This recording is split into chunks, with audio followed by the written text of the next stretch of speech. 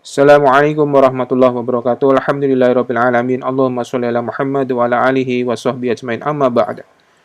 Alhamdulillah, gimana kabar sahabat klub buku semua? Ketemu dengan saya Pedianto di pembahasan buku 3 in 1 dan kemarin kita sudah membahas dua buku yang seru-seru ya guys. Yang pertama adalah buku On Tyranny karya Timothy Snyder dan yang kedua adalah buku How Democracies Die karangan Stephen Levitsky dan Om Daniel Ziblatt. Dan sekarang kita masuk di buku yang terakhir yang judulnya Longing for the Lost Caliphate karangan Mbak Mona Hasan. Ini Mbak apa Tante Mona Hasan ya kita manggilnya. Oke ya, Mbak Mona Hasan aja. Ini keibuan ya guys, jangan lama-lama melihatnya. Kita langsung melihat daftar isinya aja guys. Nah, di sini ada 6 bab ya guys. Ada 6 bab plus introduction sama epilog ya. Bab 1 itu dia menceritakan Lost Caliphal Capital ya, hilangnya ibu kota khilafah di Baghdad guys ya. Ini ada apa penderitaan ya, sorrow, kemudian ekspresi-ekspresi sastra ini semua ada di bab ini guys ya. Kemudian yang kedua itu recapturing lost glory and legitimasi. Nah, ini pasca runtuhnya khilafah di Baghdad guys. Ada apa namanya? Sultanate ya, mereka menyebutnya sultanate atau kesultanan Mamaluk misalnya ya. Kemudian di sini ada dinamika scholarnya, ada apa namanya? Ulama-ulama bagaimana kemudian memaknainya dan seterusnya. Nah, kemudian ini conceptualizing the caliphate ya. Ini membahas konsep-konsep tentang khilafah mulai dari masa Nabi Muhammad ya, Khulafaur Rasyidin dan ulama-ulama setelahnya, guys. Nah, kemudian manifold meaning of loss ini bicara tentang Ottoman defeat ya. Kalahnya atau jatuhnya kekhilafahan Utsmaniyah ya. Chapter 5, ini seru guys ya, International Pursuit of Caliphate. Jadi ketika khilafah itu runtuh tahun 1924, bagaimana reaksi internasional. Nah, ini yang paling seru khususnya kita lihat nanti di Indonesia guys. Nah, yang chapter 6 ini, Debating Modern Caliphate, ini di kursus pemikiran pro kontra antara ide khilafah dan yang terakhir epilog guys. Oke, kita langsung masuk ke pembahasan yang pertama, introduction. Nah, untuk apa sebenarnya Mbak Mona Hasan menulis Longing for the Lost Caliphate ini? Nah, dia menyebutkan ini adalah transregional history, ya, sejarah transregional yang menjelaskan konstelasi kompleks dari arti dan jaringan yang membentuk reaksi Muslim atas apa? Atas kejadian yang tidak terduga, yaitu hancurnya khilafah Islamiyah pada abad ke-13 dan abad ke-19. Abad ke-13 itu adalah khilafah Abbasiyah, abad ke-19 itu adalah khilafah Utsmaniyah. Nah, kemudian di sini Mbak Mona Hasan sebenarnya buku ini menjawab dua pertanyaan. Apa yang dibayangkan oleh kaum muslimin saat itu ketika khilafah itu hancur, ya? Ketika khilafah Abbasiyah itu hancur pada tahun 1258 dan khilafah Utsmaniyah itu hancur pada tahun 1924. Apa yang dirasakan oleh kaum muslimin? Bagaimana ekspresi mereka, ya?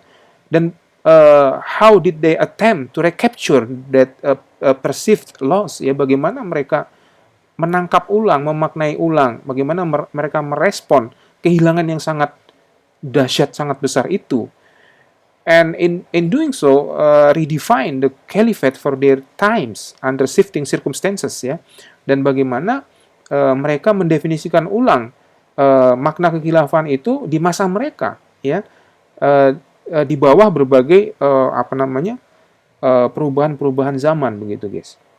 Nah, ini tujuannya ya. Nah, kemudian masuk di bab 1 itu Vision of a Lost Caliphal Capital ya. Jadi visi dari ibu kota khilafah yang hilang, yaitu Baghdad pada tahun 1258.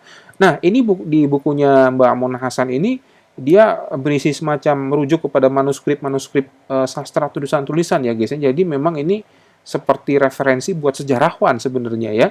Iya, ini agak susah juga ya saya baca bukunya. Nah, dia satunya menjelaskan ya pada saat pembantaian Mongol itu ada salah seorang yang survive, yang bisa bertahan hidup, kemudian dia menceritakan, menuliskan ya apa yang terjadi. Nah, ini bernama Zahir ad-Din Ibnu Al-Kazaruni.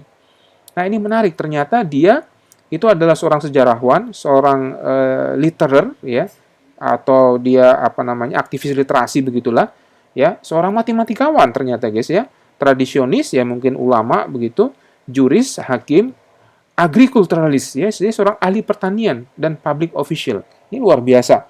Dan rata-rata memang nampaknya para tokoh-tokoh di abad keemasan Islam itu punya bakat-bakat yang bisa dikatakan multi talented ya guys. Nah ini kayaknya harus kita contoh. Jadi minimal dia ahli dalam agama dan dia juga ahli dalam ilmu dunia. Ya tadi seperti ini.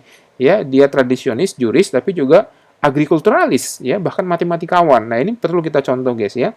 Jadi tidak hanya paham agama saja, tapi juga paham ilmu dunia. Nah dia menuliskan bagaimana derita kehilangan tersebut guys. Ya. Nah, di antaranya ini ya, ketika Mongol itu berhasil mengepung istana Khalifah Baghdad saat itu, ya, uh, mereka memutuskan hanya 17 orang saja, guys, yang boleh hidup dan menemani sang Khalifah. Bayangkan, di satu ibu kota, di satu istana itu yang boleh hidup hanya 17 orang saja. Dan Jamal ad-Din ini, dia menjelaskan, ya, itu para tentara Mongol menarik tangan bapaknya, dan itu seolah-olah secara almost as if at random ya. Itu seolah-olah seperti random gitu saja diambil untuk termasuk 17 orang itu dan menemani sang khalifah ya dan diizinkan tetap hidup. Nah, lalu sisanya gimana? Nah, sisanya itu ya the rest of Baghdad elite they were made to dismount and disrobe and then all massacred by the sword, dan semuanya itu dilucuti senjatanya dan dibantai dengan pedang. Ya.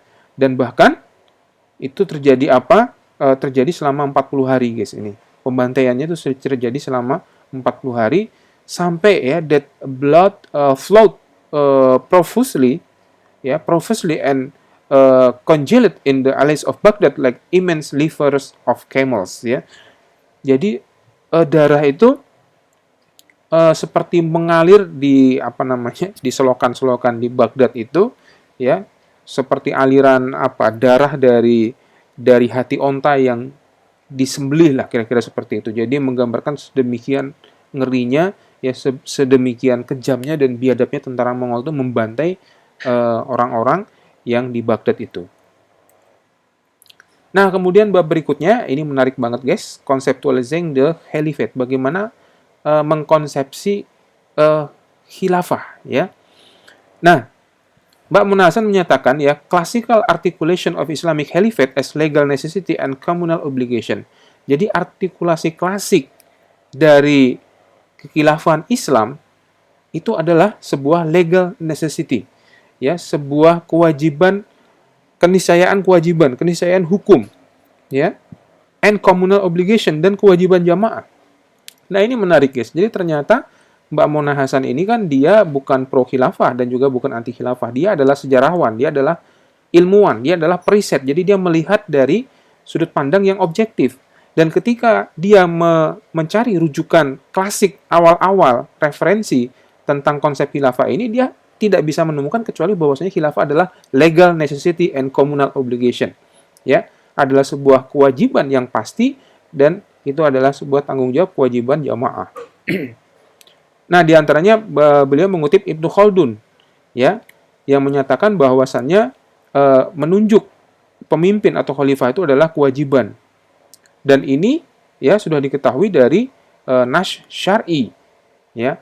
Dan bahwasannya ada konsensus yang kita kenal dengan istilah ijma, ya, ijma sahabah, ya, consensus of the companions, ya. Ini companions maksudnya sahabat, ya. And next generation of followers, ya. Because the companions of the prophets, bahwasanya para sahabat Nabi Shallallahu Alaihi Wasallam, ya, telah bersepakat ya setelah meninggalnya beliau untuk mengangkat Abu Bakar radhiyallahu anhu, ya, dan setelahnya berikutnya juga mengangkat khalifah-khalifah pengganti. Jadi ini konsensus dari sahabat menjadi ijma sahabat. Jadi Ibnu Khaldun menyatakan khilafah itu wajib karena sudah menjadi ijma sahabat, guys. Nah ini lagi-lagi membuktikan bahwasanya Mbak Mona yang objektif saja melihat rujukan awal klasik tidak menemukan kecuali khilafah itu wajib, guys. Nah, termasuk Ibnu Hazm, ya, Ibnu Hazm menyatakan, ya, bahwasanya Sunni, semua Murji'ah, semua Mu'tazilah, semua Syiah, dan bahkan semua Khawarij itu agreed upon the obligatory nature of imamah, ya. Sepakat akan kewajiban mengangkat imamah, ya, yang menerapkan hukum-hukum Allah, ya. Di mana Rasulullah itu diutus untuk menegakkannya tadi, ya.